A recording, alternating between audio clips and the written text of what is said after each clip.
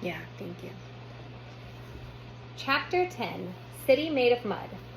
Pulling Zephyr behind him, Jamar almost danced with relief as they walked toward the gateway.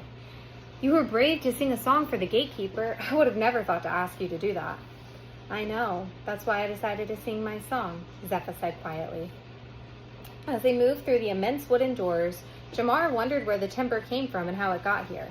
The noises of the city, loud cries, snatches of music, the hum of conversation, the scrap of wooden cartwheels came from every direction. People of all ages and manners of dress surged around them. Staring at an elegant woman, Zephyr stopped and stood rooted. The woman wore a tight gown that left one shoulder bare, and her coiled braids were wound twice around her head. When they were jostled by impatient people trying to get around them, Jamar grasped Zephyr's arm again and moved her forward. The delicious scent of onions and spices filled the air, as well as the more pungent odors of raw fish and mutton. Jamar and Zephyr stood on tiptoe to see over the crush of milling people. Stalls and tables were jammed into the slender shadow of the city's wall, and a boundless array of goods lay spread out on the tables or hung from hooks. Pierced shells to decorate your finest clothes. Ivory buttons and pearls from the sea sold here, a vendor shouted. I've never seen pearls before, Zephyr whispered to Jamar. They glisten like little moons. My final offer, a gruff voice rang out from the crowd. I'll give you half your asking price for 5 buttons. I doubt they are real ivory. Another vendor spoke in a coaxing tone. Here's a lapis lazuli necklace. You mean a lapis lazuli? Yeah. Yeah. Mommy always, I read a book one time that remember Emma M. Lyon that I read? Yeah. Her house, like in England, they named it lapis lazuli, and that's how I always pronounced it, but you're right, it's lapis. Yeah, it's lapis lazuli. Because I played Minecraft. Yeah. So it's a natural element, lapis lazuli. It's a natural element. It's necklace to bring joy to your wife. Zephyr gazed at the strange blue beads, flecked with yellow, that the merchant held up high. How Mother would love that necklace, she said. A high-pitched woman's voice cried out, the sweetest honey-baked cakes and the best barley bread in are here. Jamar's stomach rumbled. There was so much food here. Had all the grain, all the honey, all the meat come from the countryside where farmers starved? When Zephyr reached out toward the loaves of bread stacked on the table, the vendor impatiently shooed her hand away as if it were a fly. Jamar was stung by this rudeness. Where did the baker think the barley came from? He suddenly saw himself as a young boy. Wet with sweat, he ran behind his father's plow to remove clods of dirt from the new furrow that the tender barley seeds could sprout. Leaving the baker, they heard tiny music. A small band of thin, raggedy children were playing a lute, rattles, a reed pipe, and a tambourine. When Zephyr stopped to listen, they gathered in front of her to sing and play, a lively tune that repeated 2 strong beats followed by a pause. At the end of the song, the boy with the tambourine turned it over and held it out. Close to tears, Zephyr said, I've nothing to give to you. The children's gaunt faces fell. Then they scurried away. Come on, Jamar said briskly. We should find the goldsmith's house as soon as possible. Zephyr dragged her feet. I won't be welcome there. You'll get a meal at least, Jamar said. And then? Zephyr asked, her voice trailing off. And then, I don't know, Jamar sighed. Father told me Siddha and his wife live in the back of the temple. We must be close to it, he said with forced conviction. He hurried Zephyr along, careful to keep out of the way of bustling people and laden donkeys. They came up upon a bridge that was crowded with people looking down at a large canal at the bottom of steep earthen walls. Even from a distance, they could sense the excitement of those people packed together on the bridge. Coming closer, they heard fragments of conversation. Killing a free man is serious, a prosperous-looking man said. Better if he'd been a slave. A shabbily dressed young man responded, Slave or free, let him drown if he's guilty. A mother holding her baby spoke up. He says he didn't do it, so let the river decide. Hearing the animated talk, Zephyr shuddered. I don't want to go any closer. Then stay here, Jamar said. I'm going to find out what's happening. He spoke briefly to a woman carrying a basket of dried fish and then returned to Zephyr. A man charged with killing another man will be thrown into the canal, Jamar said. If he comes to the surface, manages to get out of the canal, he'll be judged innocent. If he drowns, they believe that he's guilty. He shook his head. I've never heard of such a cruel custom. Zepha looked sharply at him. You sound like you don't believe in the test. When Jamar didn't answer her challenge, she sighed and let him lead her away from the bridge. The next street they tried was a jumble of mud-colored brick houses and shops. Most of the buildings were squat, like their farmhouse, but they walked by a 2-story house with jutting balconies that was surrounded by fruit trees and flowering bushes. Zepha slowed down. This looks like a palace from one of the stories that Mother used to tell me. All about the adventure of God Kings. Her voice trembles. I want to go home. Jamar took Zepha's arm. Keep walking. Disoriented and hungry, they wandered through the streets of the city until they stood in front of the temple. It was far larger and more complex than Jamar remembered, and so sprawling it looked like a city within a city. Pillars and buttresses soared out of the tawny earth. Mud brick walls gleamed with small sconces of black, red, and white that formed precise patterns of zigzags, spirals, and triangles. Confident people dressed in linen and sheepskin climbed the stairs towards the huge wooden double doors. This is where the moon god lives, Jamar said. His home is grander than any palace from one of his mother's stories. As they circled the temple, they found clusters of mud brick houses and shops jammed against the temple walls and one another. Jamar stopped a man leading a donkey piled with pottery. Do you know where the goldsmith Siddha lives? Never heard of him, the man said. When 3 more people gave Jamar the same answer, Jamar grasped how big the city was. The people in his village would have known the name and the whereabouts of everyone who lived there or in the surrounding farms. Jamar kept asking about Siddha until an old woman wordlessly pointed out a small brick house on the narrow street that looked the same as all the others. When they got closer, Jamar saw the design of a tool had been deeply etched into the brick above the door. It was a tool he was unfamiliar with. This must be the mark of a goldsmith. The door to the house was open. They could smell cooked cabbage and onions. With Zepha clutching his arm, Jamar stepped over the threshold. Chapter 11, The Goldsmith's House. The small, dark room they entered was mercifully cooler than the sun-baked streets. A man and a woman sat silently eating their midday meal at a small wooden table. Are you Siddha? Jamar asked, bowing his head to the lean and graying man who was about the same age as his father. The man rose and looked somberly at him. I've been waiting for you, Jamar, son of Durabi. He turned to Zepha. But who is this? Jamar hesitated and then took Zepha's hand and brought her forward. Zepha, my sister. Siddha and his wife said nothing, but Jamar knew by their narrowed eyes that they were displeased. Jamar spoke to the woman, hoping she might be kind-hearted as his mother. There's not enough food on the farm to feed us all, so at the last moment my father decided to send her with me.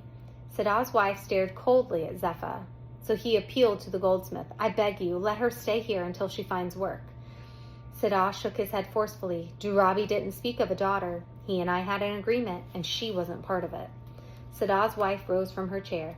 This house is small, our food supply is meager. The goldsmith's expression softened. Nari, look how thin and worn these children are. Feed and house this girl tonight. Tomorrow she'll go. They're dirty, Nari said. They'll eat when they've bathed and changed their clothes. Motioning curtly that Jamar and Zepha should follow her, she led them outside to a tiny mud brick shed next to the house. On the clay floor rested a jug of water, a cake of strong-smelling tallow, and ash soap, with a heavy, long-handled reed brush. Come back when you've scrubbed yourselves clean. In the washroom, Zepha spoke in a low tone. Did you see how she looks at me? I'm a stranger to her, yet she hates me. Yes, she's unfriendly to both of us, Jamar said, but you're being allowed to stay the night. That was the goldsmith's decision, not hers. Zepha took off her tunic and began to scrub herself vigorously in angry, exaggerated movements. This house is too quiet. Don't they have children? Only one child, a boy my age. Jamar took the soap and brush that Zepha handed him. He died recently. I'm here to take his place. As their son? Zepha said indignantly. You have a father and a mother. I mean his place as Siddha's apprentice, Jamar said quietly. He fingered his shabby tunic, Without my basket, I have no change of clothes.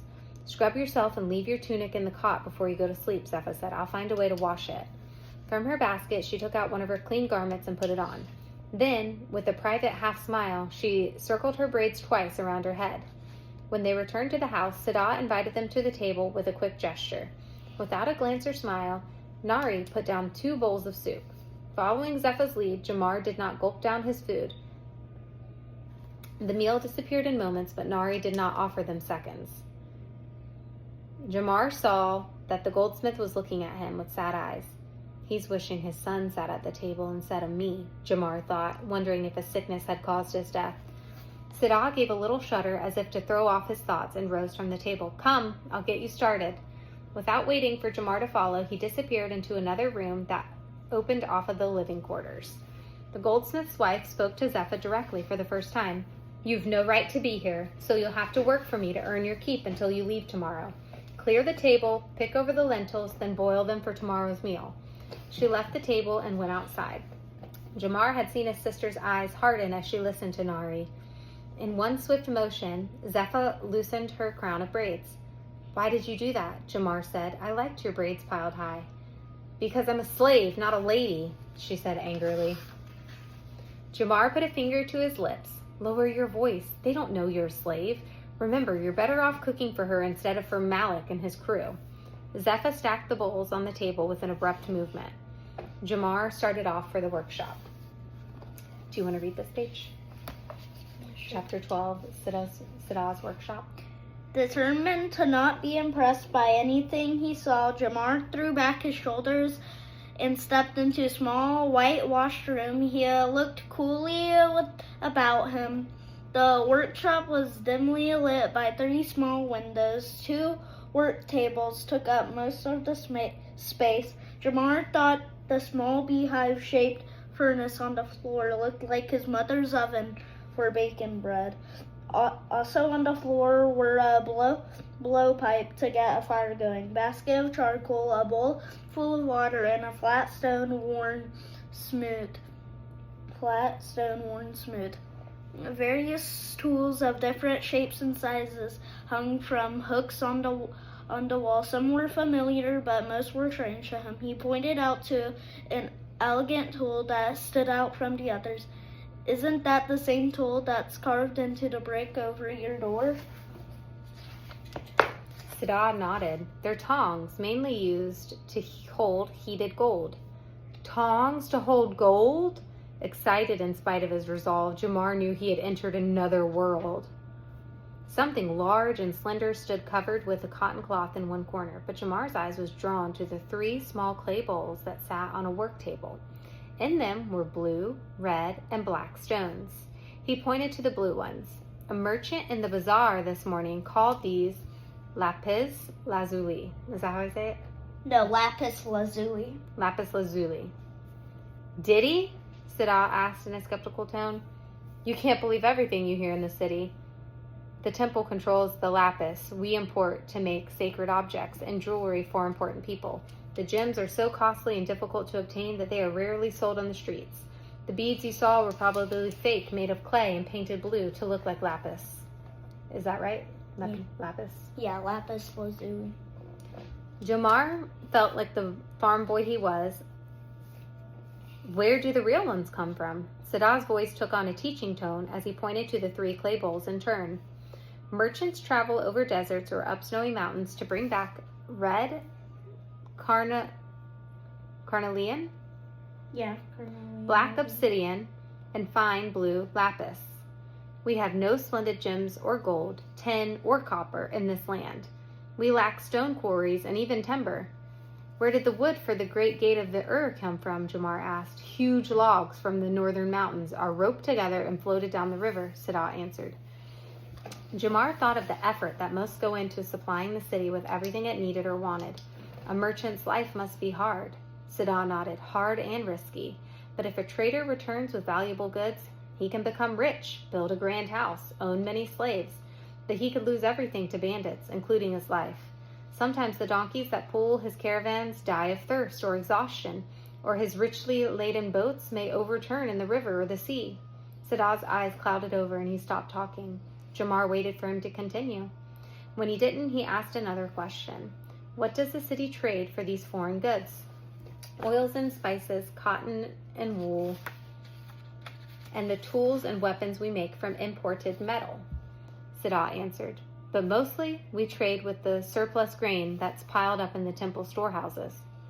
Surplus grain? Jamar said, his voice rising. In this drought, what grain is surplus when those who live in the countryside go hungry? Siddha shook his head. You're not going to change the way the temple conducts its business. Farmers and merchants must contribute their produce to the temple so that its staff is fed. It's also used for trade. Siddha spoke sternly. The city lives on trade and would wither without it.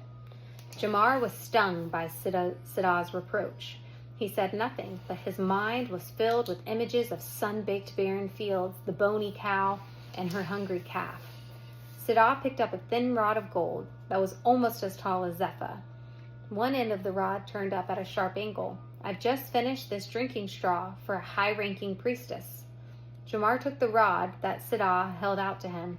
This is so light, Siddha nodded. Inside is a hollow reed I've covered with gold foil, no thicker than a moth's wing. Temple officials like to drink beer together out of a deep urn. He took back the tube and briefly put it in the end of his mouth. This reaches below the impurities that form on the surface of the brew. I thought spitting out bits of barley husk was part of beer drinking, Jamar said. Siddha had a hint of a smile on his face. Important people don't like to spit. Jamar grinned. How do you get the gold, the gemstones, your tools? Siddha swept the room with his hand. The temple provides me with a steady supply of the materials to make whatever those at the temple need, or think they need. Jamar pointed to the long drinking rod. Except for this, I see little gold. Siddha's expression hardened. Gold is far too rare and valuable to be kept here. Thieves will risk everything to obtain it. Jamar knew Siddha would view him with suspicion until he could prove himself to be trusted. Siddha waved a hand around the room. You've had a long journey, but I want you to get started with your training. One of your daily tasks will be to keep the workshop swept clean. The oven must be clear of ashes and coals blanketed at the back of the oven to retain their heat. At the end of the day, the tools must be returned to the wall and hung on the same hooks. You must know each tool and its function. Some are new to me, Jamar murmured. Siddha nodded. I'll touch each tool, name it, and describe how it's used. After I'm finished, you'll repeat what I've told you. Slowly and methodically, Siddha went through every tool that hung from the wall. Then it was Jamar's turn, and he started off well. He pointed to familiar tools such as hammers and knives and described their functions. But halfway through his assignment, he began to falter. When the name of the tool or its function escaped him, Jamar stammered. His pauses got longer and longer. The goldsmith must think me a foolish agreement with my father. Must think he made a foolish agreement with my father.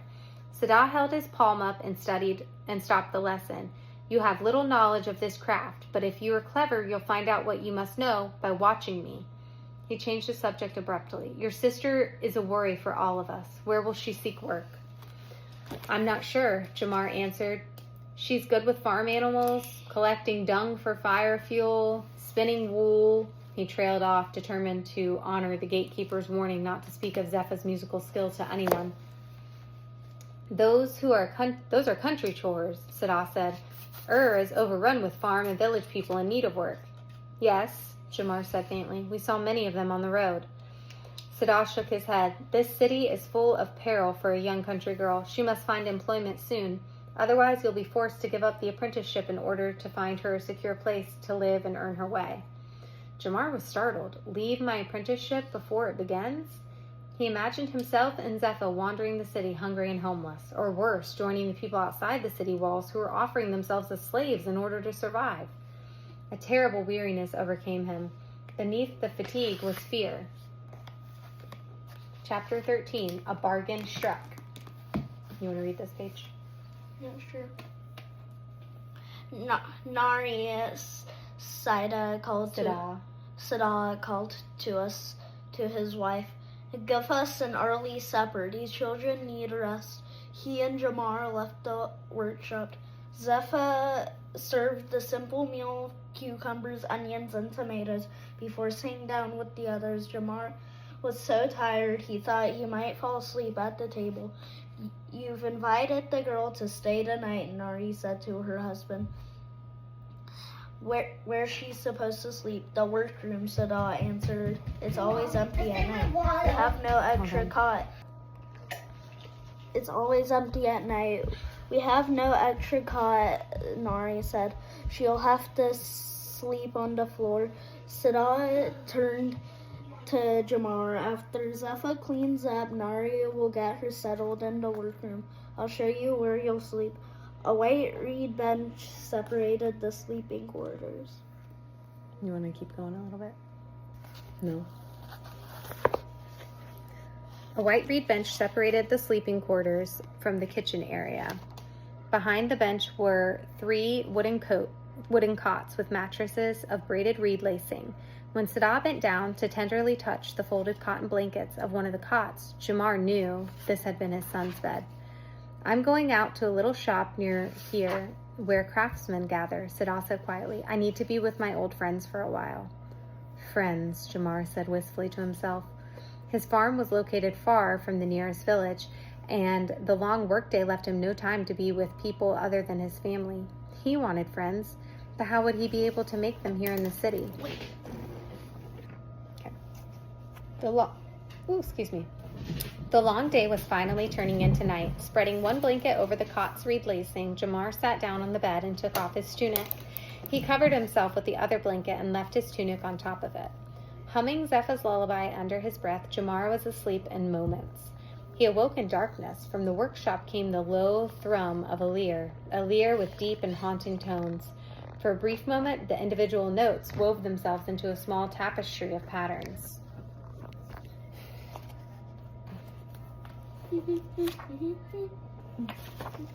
Then stopped. Faint echoes of music hung in the air before disappearing entirely. I'm dreaming, Jamar said to himself.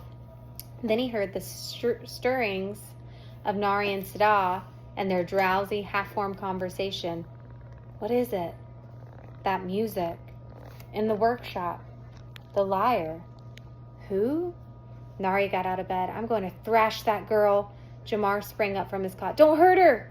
Wrapping a blanket around his waist, he stumbled toward the workshop. Nari was ahead of him. She searched that room like a common thief, took the covering off the lyre, and has played on it. Sada lit an oil lamp and held it high as he entered the workshop. Its glow caught Zepha cowering on the floor next to a tall lyre whose cloth-covered lay puddled at her feet. Jamar thrust himself protectively in front of Zepha, but Nari moved toward her as if he were invisible. Nari, leave her be, Sada shouted. You're right, she shouldn't have touched the lyre, but didn't you hear the music she made? As if struck. Where am I at? Nari stopped moving. Sada turned toward Jamar. Who taught her how to play like that? I made a small lyre for her when she was little, Jamar stammered. She taught herself how to play it. Sada spoke in a faraway voice. I've never heard the music this lyre can make. Beautiful sounds, rich tones. The gods have sent me a sign. Nari's head jerked up. A sign? What sign? Sada gave no indication that he'd heard either Nari's question or Zepha's soft weeping. He sat down heavily at the table. Last year, Kurgal, the temple music director, had me come to the temple to see an extraordinary lyre that had been created by a temple craftsman. My assignment was to embellish this instrument.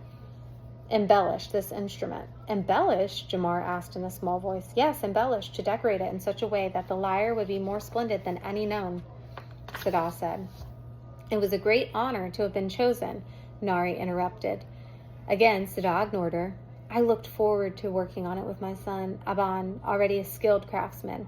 We went to the temple frequently to examine the lyre. We discussed our ideas for its embellishment endlessly. He broke off and rubbed his eyes with the back of his hands. Aban died before we were to begin. Jamar thought this might be the right time to ask a question. How did Aban die? Sada did not speak for a moment. I sent my son to inspect a shipment of carnelian gems on a trading boat anchored out in the harbor. He finally said. The gems were bound for the temple, so they had to be of the finest quality. He looked up, pride in his eyes. My boy, he was a good judge of gems. He paused again. Metal tools created for export were foolishly hauled onto the boat before they'd taken off large stones that were coming into the city for the temple sanctuary. The boat wasn't built to withstand such a heavy load. and it sank. And your son drowned? Jamar said quietly. Nari's body seemed to have caved in upon itself, hearing Jamar's whispered words. With an effort, Siddha went on. I did not have the heart to work on the lyre without a bond. I went to Kurgal and urged him to give the assignment to another goldsmith. He refused to do so and had the lyre strung so it could be played at the coming New Year's celebration without my embellishment. Then Kurgal, always so sympathetic, had a sudden change of heart. He threatened me with the loss of my temple position if I refused to complete the lyre in time for the ceremony. When I reluctantly agreed, he immediately had the lyre brought into my workshop. Siddha sat in his chair without moving, then spoke in a thick voice. I agreed because I thought I would not be able to withstand the loss of both my son and my occupation. He rose and entered the workshop to speak gently to Zephyr, still huddled on the floor. The gods have brought you here to let me hear the glorious tones of the lyre. You will inspire me as I work on it. Nari broke in, No! Only temple musicians are allowed to play that instrument. Siddha dismissed her with what she said with the cutting gesture. I will hear Zephyr play on it for only a short while. After we start the gold work, it can't be played.